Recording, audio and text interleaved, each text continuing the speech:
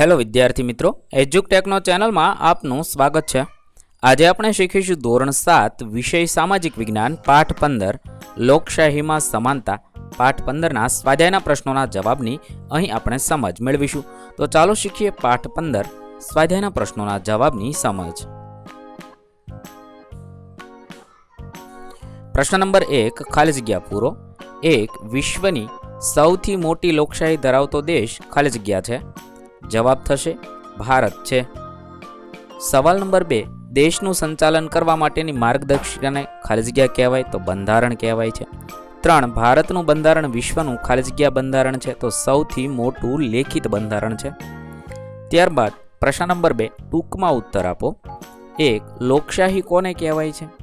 તો અમેરિકાના પૂર્વ પ્રમુખ અબ્રાહમ લિંકનના મત અનુસાર લોકોનું લોકો વડે અને લોકો માટે ચાલતા શાસનને અથવા તંત્રને લોકશાહી કહેવાય છે।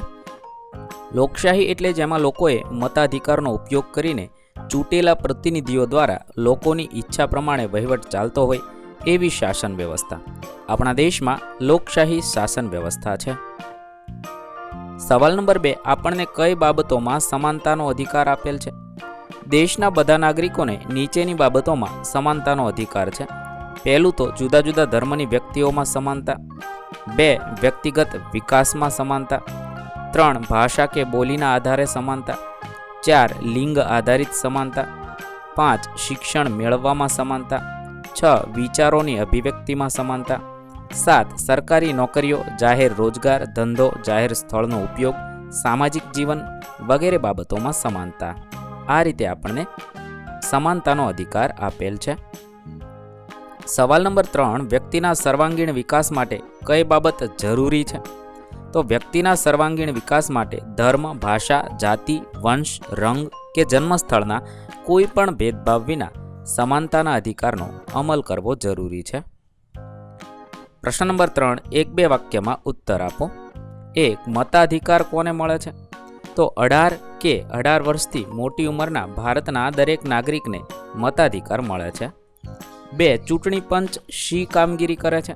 તો કોઈ પણ પ્રકારનો ડર રાખ્યા વિના દેશમાં નોંધાયેલા સૌ મતદારો મતદાન કરી શકે એ માટે ચૂંટણી પંચ ખાસ વ્યવસ્થા ગોઠવીને તટસ્થ રીતે ન્યાયી ચૂંટણી કરાવે છે।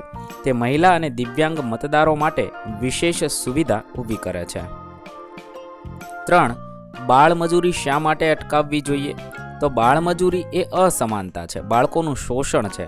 બાળમજૂરી બાળકોના શિક્ષણ મેળવવાના અધિકારનો ભંગ ગણાય છે, એટલા માટે અટકાવવી જોઈએ। વળી 14 વર્ષ કરતાં ઓછી ઉંમરના બાળકને મજૂરીએ રાખવું એ કાયદાનો પણ ભંગ છે, તેથી બાળમજૂરી અટકાવવી જોઈએ। પ્રશ્ન નંબર 4, ટૂંક નોંધ લખો। 1. લોકશાહીમાં સમાનતા। ભારત એક લોકશાહી દેશ છે। સમાનતા એ લોકશાહીનો પાયાનો સિદ્ધાંત છે। ભારતના બંધારણે દેશના સૌ નાગરિકોને સમાનતાનો મૂળભૂત અધિકાર આપ્યો છે।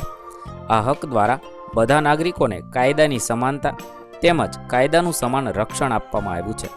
ભારતમાં ધર્મ, વંશ, જાતિ, લિંગ, જ્ઞાતિ, ભાષા, રંગ કે જન્મસ્થળના કોઈ પણ પ્રકારના ભેદભાવ વિના દરેક નાગરિકને સમાનતાનો હક આપવામાં આવ્યો છે।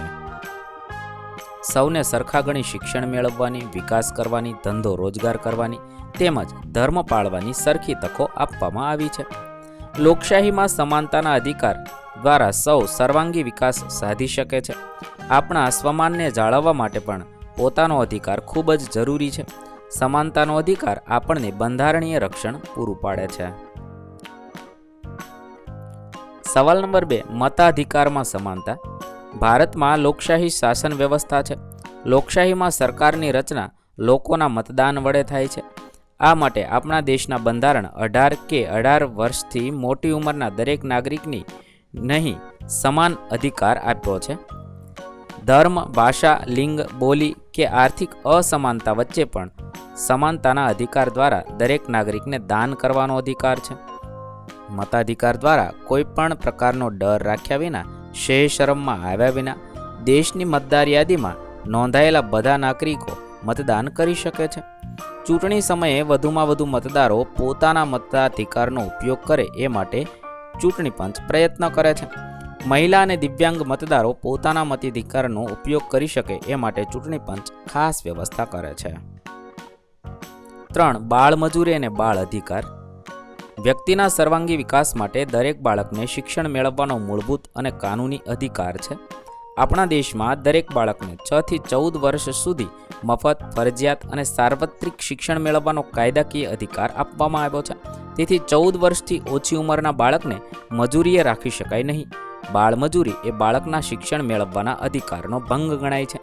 બાળકોને ભણવાની ઉંમરે તેમની પાસે મજૂરી કરાવવામાં આવે તો તે કાયદાનો ભંગ થયો કહેવાય.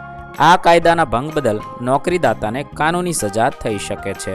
અહીં આપણા પાઠ 15ના પ્રશ્નોના જવાબ પૂર્ણ થશે. વિદ્યાર્થી મિત્રો, ધોરણ 7ના સામાજિક વિજ્ઞાન વિષયના તમામ પાઠના પ્રશ્નોના જવાબના વિડીયો આપણી ચેનલ પર ઉપલબ્ધ છે, જે તમે ધોરણ 7 સામાજિક વિજ્ઞાન સ્વાધ્યાય નામના પ્લેલિસ્ટમાં મેળવી શકો છો. પ્લેલિસ્ટની લિંક વિડીયો ડિસ્ક્રિપ્શનમાં આપેલી છે.